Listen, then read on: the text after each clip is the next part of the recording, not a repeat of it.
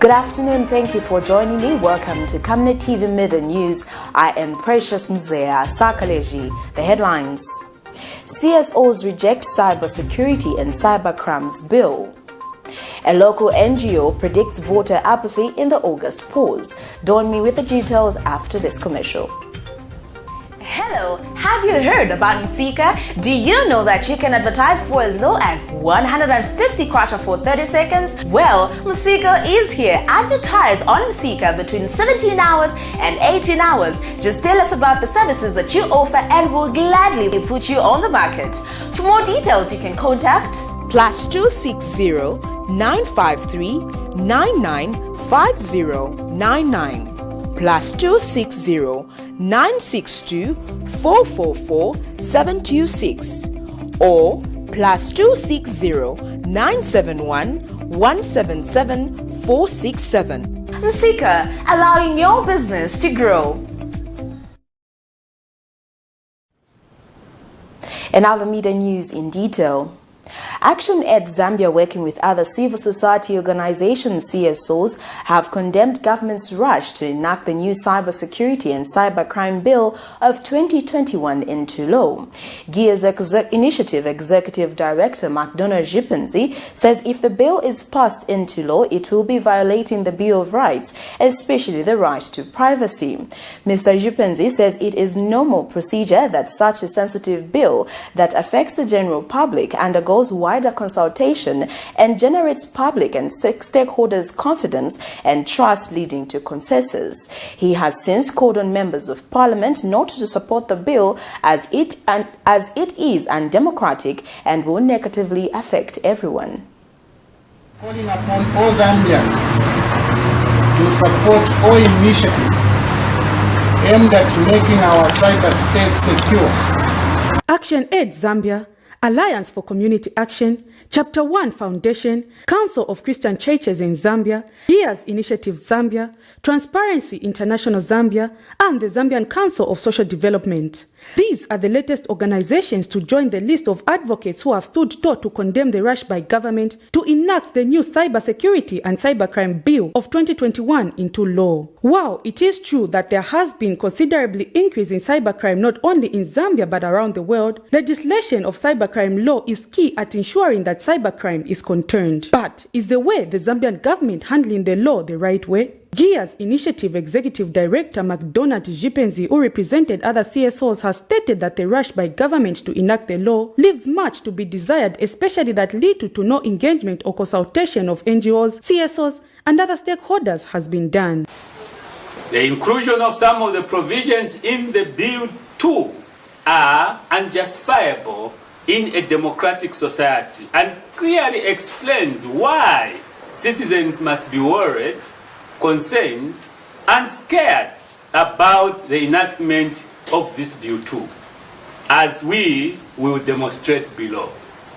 We observe that this is a clear rebirth of the then contentious Section 67 of the Penal Code, which was nullified by the High Court judgment of 2014. Mr. Jipenzi also says inasmuch as the bill has a number of progressive clauses, it has been embedded with toxic clauses that have the potential to violate the Bill of Rights and distort democracy. Why they say don't judge the book by its cover. Read it through and you see that it's either a good book or it's not a good book. And this bill, inasmuch as the cover is very good, inside here, there are so many evil. Mukati mlinyerere, monga the fig tree, the fig fruits. So this is what is happening, and this is why we are saying we are not against this issue of crime, cyber crimes and cyber security. We are not. But to start saying you will be intercepting my communication without me giving you consent as provided for under Article 20, which is the freedom of expression, the freedom of opinion, the freedom of disseminating my opinion, and you start tapping, that is violating my right of privacy. And that's why I'm saying, no, we can't. According to Mr. Jipenzi, the bill such as this one, which affects the lives of many people, needs to undergo wider consultation and public awareness of the people it will affect. He has since called for the withdrawal of the bill to allow for further consultations rather than those by the parliamentary committee, which are limited in scope and reach. Prudence Chota for Camnet TV News. In other news, government's failure to pay terminal benefits to some pensioners has forced over 3,050 retirees to storm the Ministry of Finance demanding their payments. Camnet TV spoke to some people who were part of the group who narrated that they have not received their dues for at least 22 years. The retirees are now seeking answers from Accountant General Kennedy Msonda as to why their dues have not been paid despite the directive by President Edgar Lungu to expedite the payments. For over 22 years now, these voluntary retirees have been demanding to have their retirement packages paid by the government. President Lungu had in 2020 told Parliament that government had released 2.5 billion kwacha to reduce domestic arrears owed to domestic suppliers of goods and services. The money also included the reduction of outstanding arrears to pensioners under the Public Service Pension Fund and retirees who are claimant under the Ministry of Justice. But to date, these retirees have not received their benefit and are now wondering why the order by the president has been ignored with impunity by those in the civil service. They are now demanding that Ministry of Finance Accountant General Kennedy Msonda should address the matter. Despite directives being given by His Excellency the President of the Republic of Zambia via the Ministry of Finance and Ministry of Justice, nothing tangible has happened. As you are aware, there have been several statements, pronouncements by media houses. So this is another one of those. We're hoping that government can hear our plea again. So in the last few weeks, we've gone to several media houses demanding for our payments, outstanding retirement packages. So we hope somebody is hearing this time. To their dismay, these retirees have told this reporter that some government officials are busy distributing money, yet they are being told that government has no money to pay them. The retirees have lamented that some of their colleagues have died without benefiting from their labor. Our fellow separatists are sick, they are dying out there. People cannot pay their school fees. Children are not going to school. People are hungry out there. And we are asking the government to pay us what is due to us. We are not here for handouts. We are here for the money that we work for.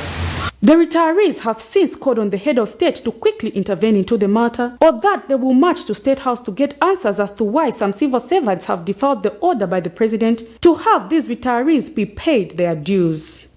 Prudence Chota for Camnet TV News. Kachasu brewers of Kalea Compound in Mazabuka district of Southern Province have protested over Zambia Sugar's decision to ban the sale of molasses, which is used in brewing of the beer.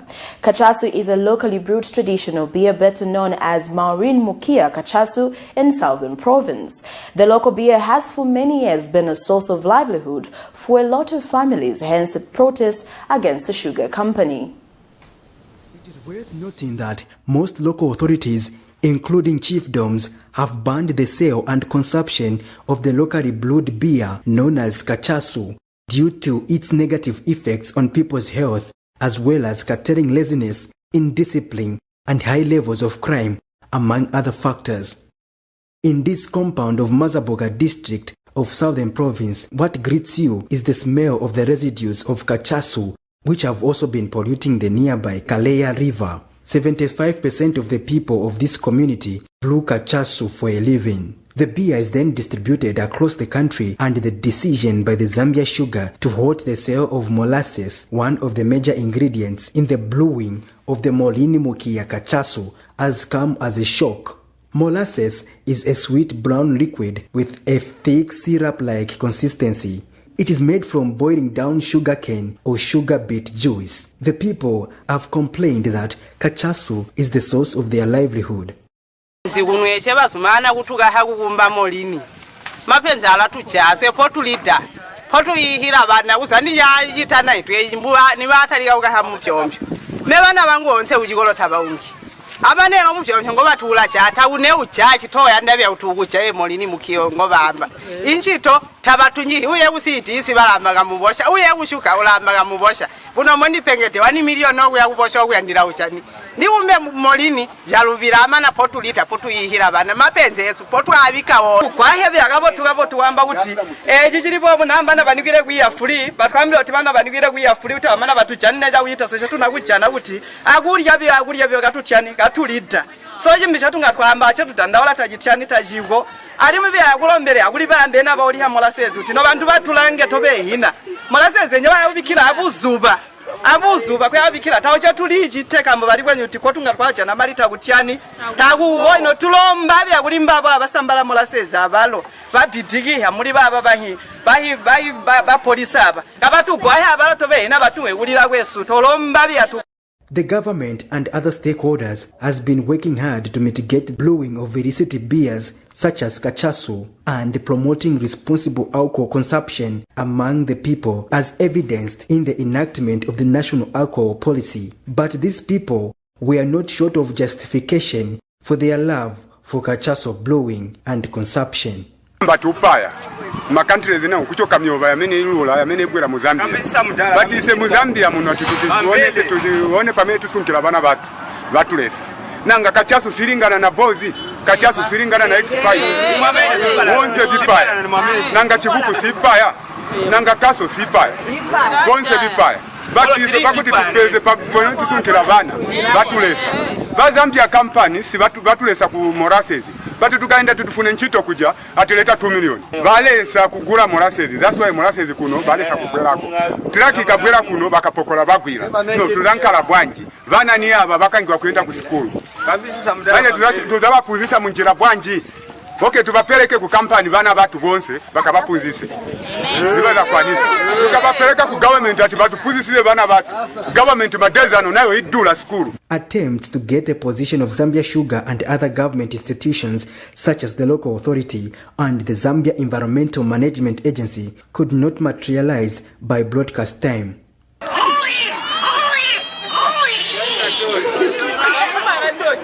Patrick Soko, Camnet News.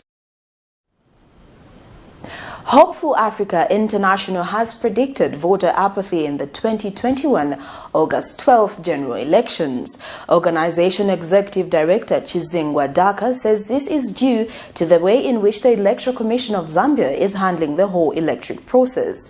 Mr. Daka says so far the electoral body has not been accommodative to divergent views from stakeholders, which he says is a recipe for a number of election disputes. Mr. Daka has cited the 4 days verification exercise set against the usual 4 months as something that does not well resonate with most stakeholders, especially in the country. The commission has since been challenged to rescind its decision and allow both electronic and physical verification run concurrently for the usual period of 4 months. He says this will allow people to check their details and be guaranteed as voters come August 12, 2021. Elections might be characterized with either voter apathy or a number of election disputes due to the way Electoral Commission of Zambia is currently handling the processes leading to the 12th August 2021 presidential and parliamentary elections. The truth of the matter is that ECZ is not accommodative to divergent views from the stakeholders. The rationale behind the 5 days physical verification of the provisional voters register against the 4 months electronic verification does not resonate well, especially in a country that is slowly losing trust in the processes, as can be evidenced through voter apathy and election results disputes in the past 2 general elections. First of all, to imagine that most Zambians will use the electronic platform with poor or no network, especially in rural areas, and that ECZ has the capacity to provide kits and personnel for over 8,000 centers at once can be better described as daydreaming. Well, that news item brings us to the end of Camnet TV Midday News. But before we go, the headlines once again. CSO'S reject cybersecurity and cyber crimes bill. A local NGO predicts voter apathy in the August polls. Thank you for joining me. I am Precious Mzea Sakaleji. Stay safe and good afternoon.